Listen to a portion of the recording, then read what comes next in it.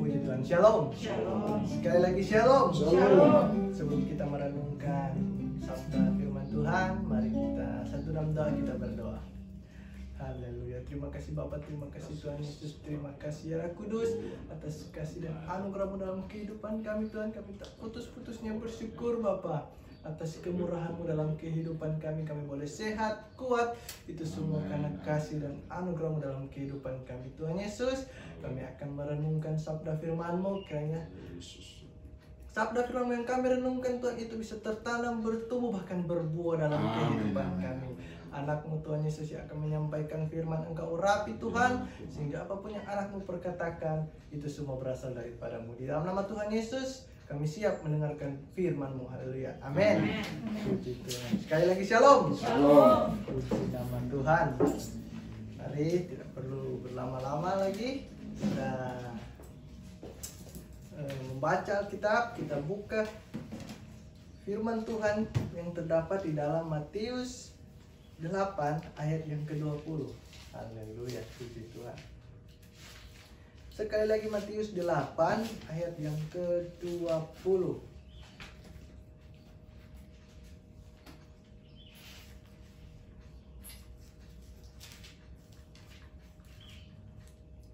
Yang sudah dapat katakan amin.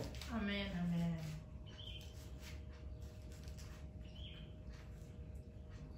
Puji Tuhan. Kita baca bersama-sama Matius, sekali lagi Matius 8 ayat yang ke-20. Haleluya. Kita baca bersama-sama 3, 2, 1. Yesus berkata kepadanya, serigala mempunyai liang dan burung mempunyai sarang, tetapi anak manusia tidak mempunyai tempat untuk meletakkan kepalanya. Wow. Haleluya, puji Tuhan. Sekali lagi saya bacakan kepada saudara-saudara. Yesus berkata kepadanya, serigala mempunyai liang dan burung mempunyai sarang, tetapi anak manusia tidak mempunyai tempat untuk meletakkan kepalanya. Oh, haleluya, puji Tuhan. Ada beberapa hal yang sungguh luar biasa di sini yang Tuhan Yesus mau sampaikan dalam kehidupan kita. Amin. Puji Tuhan. Yang pertama itu Tuhan, haleluya, saya sangat-sangat kagum dengan kerendahan hati Tuhan Yesus itu. Amin. Bayangkan dia menempatkan dirinya itu, ya, dia mencontohkan itu bersama dengan seekor binatang, saudara. Haleluya, puji Tuhan. Padahal dia adalah raja di atas segala raja. Amin. Haleluya. Dia yang menciptakan langit dan bumi. Betapa kerendahan hati Tuhan Yesus itu yang harus betul-betul kita teladani dalam kehidupan ini. Amin. Yang kedua, saudara, di sini Tuhan Yesus berkata, anak manusia tidak mempunyai tempat untuk meletakkan kepalanya. Amin. Puji Tuhan. Jadi ayat ini sebenarnya menyinggung kehidupan kita sebagai umat manusia, ya. Haleluya. Ya, kita tahu bahwa Tuhan Yesus itu mempunyai alam semesta ini. Amin. Kenapa Tuhannya tidak mempunyai tempat tinggal, ya? Tuhan punya kuasa untuk membangun sebuah kerajaan. Amin. Kerajaan yang megah di dunia ini. Tuhan mempunyai kuasa untuk membangun rumah yang super mewah. Amin. Tetapi Tuhan Yesus tidak menginginkan hal itu. Tuhan Yesus tidak butuh hal itu. Yang Tuhan Yesus inginkan adalah kehidupan kita. Amin. Tidak perlu tinggal di kerajaan yang mewah, saudara. Amin. Tapi yang Tuhan Yesus inginkan adalah Tuhan Yesus itu tinggal dalam kehidupan kita. Amin. Puji Tuhan. Ayat ini sinkron dengan Wahyu 3 ayat yang ke-20. Mari coba kita baca. Saya bacakan untuk saudara-saudara. Wahyu 3:20. Lihat, aku berdiri di muka pintu dan mengetok. Jikalau ada orang yang mendengar suaraku dan membukakan pintu, akan aku masuk mendapatkannya, dan aku makan bersama-sama dengan dia dan ia bersama-sama dengan aku. Oh, haleluya. Jadi Tuhan Yesus tidak punya tempat tinggal. Itu artinya Tuhan Yesus ingin tinggal dalam kehidupan kita. Amin. Terkadang kita umat manusia yang sering mengkeraskan pintu hati kita. Amin. Sehingga Tuhan Yesus beberapa kali mengetok pintu, kita tidak mendengarkan, atau kita tidak membukakan pintu hati kita untuk Tuhan Yesus izinkan masuk dalam kehidupan kita. Amin. Kenapa Tuhan Yesus ingin tinggal dalam kehidupan kita? Ya, karena memang kehidupan kita ini adalah rumah Tuhan.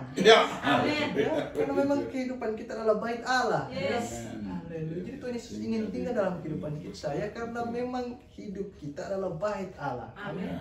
ya, tapi terkadang kita sering mengkeraskan hati kita. Amin. Tuhan Yesus sering mengetok pintu kita, ya, tapi dengan keras hati kita, amin, ya, kita tidak mau membukakan pintu untuk Tuhan izinkan tinggal dalam kehidupan kita. Amin. Puji Tuhan, ya. Kita juga sering mencari Tuhan di mana-mana, padahal Tuhan ada dalam kehidupan kita.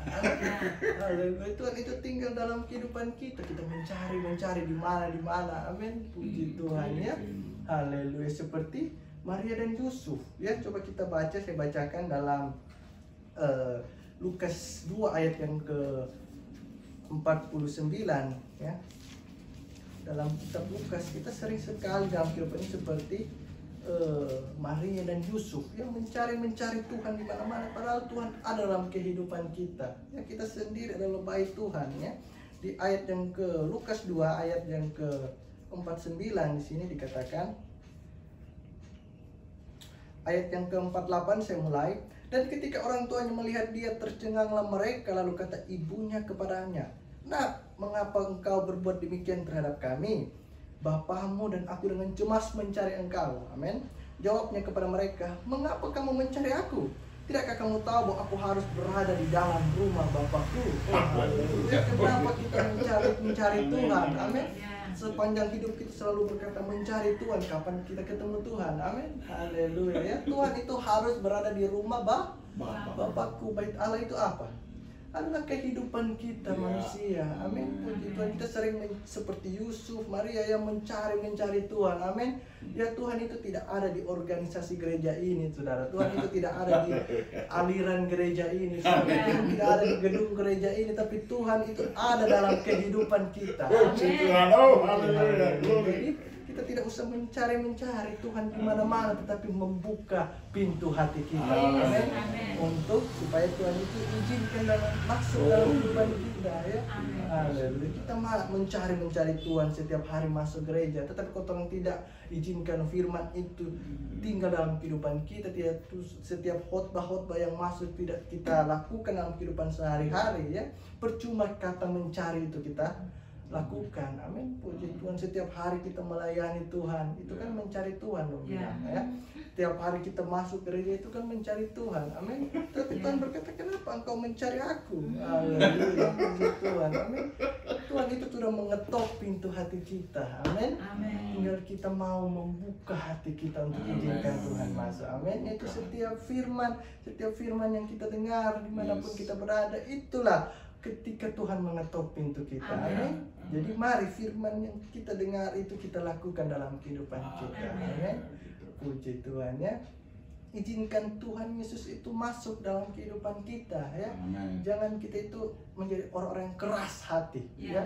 Orang yang keras kepala, ya. Firman-firman yang kita dengar, ya, justru kita kalau mendengar firman yang keras-keras itu, kita justru sakit hati, ya. Kita bilang kepada pendeta, "Oh, pendeta ini sok benar, ya." Kita bilang kepada pendeta, "Oh, sok kudus, sok cuci." Amin. Kalau firman-firman yang menyinggung hati kita, justru kita tidak enak untuk mendengar itu, ya. Padahal itu firman yang Tuhan inginkan dalam kehidupan kita. Amin. Puji Tuhan. Firman-firman yang enak-enak justru kita yang paling suka, firman-firman yang memuji kehidupan kita. Oh, paling kita suka sekali itu, ya. Firman-firman, apalagi firman-firman yang sekarang ini mencoba menghalalkan dosa-dosa. Oh, haleluya. Semangat kita masuk gereja. Haleluya. Ini yang bahaya, saudara. Amin. Firman yang keras itu, saudara, kalau dalam Wahyu bilang, kita baca kembali, kita kembali kepada Wahyu yang ketiga tadi, Wahyu yang ketiga ayat yang ke Wahyu pasal 3 ayat yang ke-19, ya, saya bacakan kehidupan saudara. Wahyu pasal 3 ayat yang ke-19. "Barang siapa kukasihi," sekali lagi, "barang siapa kukasihi, dia kutegur dan kuhajar." Amin. Sebab itu relakanlah hatimu dan bertobatlah. Amin. Amin. Jadi kalau orang masuk gereja, ya, dengar pendeta mengkhotbah singgung sekali kehidupan kita. Amin. Kita bersyukur, saudara. Sebenarnya itu Tuhan sangat mengasihi kehidupan kita. Amin. Di sini dikatakan, "Barang siapa ku kasihi." Oh, haleluya. Ku tegur dan ku hajar, bayangkan ya, kataku hajar ini sangat keras sebenarnya kalau pahami, amin. Tapi kita sukanya yang enak-enak, saudara, haleluya. Iblis yang mencoba memberikan enak-enak yang membawa kepada kehancuran, amin. Tapi Tuhan itu membawa kepada kita kepada ujian, proses, tetapi membawa kita kepada kemenangan, amin. Puji Tuhan. Haleluya, amin. Jadi marilah kita izinkan firman Tuhan itu, kita izinkan Tuhan itu masuk dalam kehidupan kita. Dikatakan sini ketika Tuhan itu tinggal dalam kehidupan kita, pas Tuhan akan apa? Makan dan minum bersama-sama dengan kita. Amin. Ketika Tuhan menyertai kehidupan kita, ketika Immanuel itu betul-betul terjadi dalam kehidupan kita. Oh haleluya ya. Amin. Puji Tuhan ya. Tokoh-tokoh Alkitab yang tinggal di dalam Tuhan Yesus tinggal di dalam Dia. Amin. Perjalanan hidupnya selalu berhasil, saudara. Amin.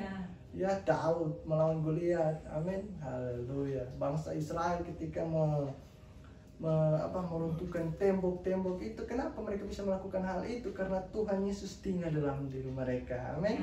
Puji Tuhan. Jadi kalau Tuhan Yesus tinggal di dalam kehidupan kita, apapun yang kita akan lakukan pasti berhasil. Amin. Puji Tuhan. Sebaliknya itu, jika kita hidup di luar Tuhan, maka kita hidup dalam kegelapan. Amin. Puji Tuhan. Bagaimana orang sih kalau hidup dalam kegelapan ya?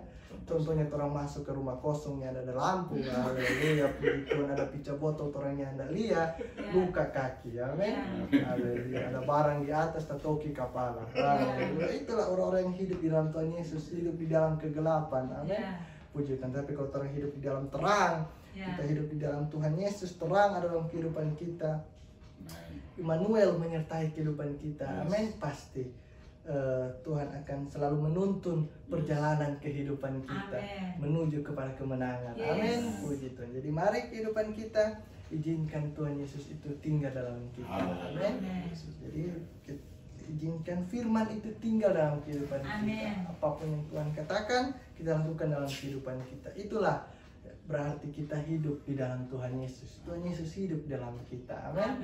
Puji Tuhan. Kita izinkan Tuhan hidup di dalam kehidupan kita, saudara, karena Tuhan Yesus itu sangat-sangat mengasihi kehidupan kita, amin.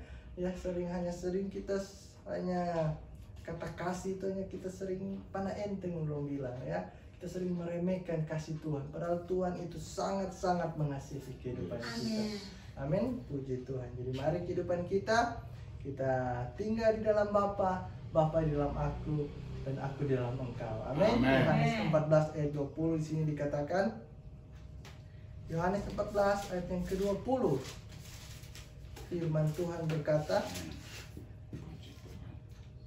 pada waktu itulah kamu akan tahu bahwa aku di dalam Bapa-Ku dan kamu di dalam aku dan aku di dalam kamu. Oh haleluya, puji Tuhan, amin. Pada waktu itulah kita akan tahu bahwa ternyata Tuhan itu tinggal dalam kehidupan kita. Kita tinggal di dalam Tuhan Yesus, amin. Jadi ketika Tuhan Yesus mengetok pintu hati kita, marilah kita melampangkan dada untuk kita bukakan pintu untuk Tuhan Yesus makan dan minum bersama-sama dengan kita, amin.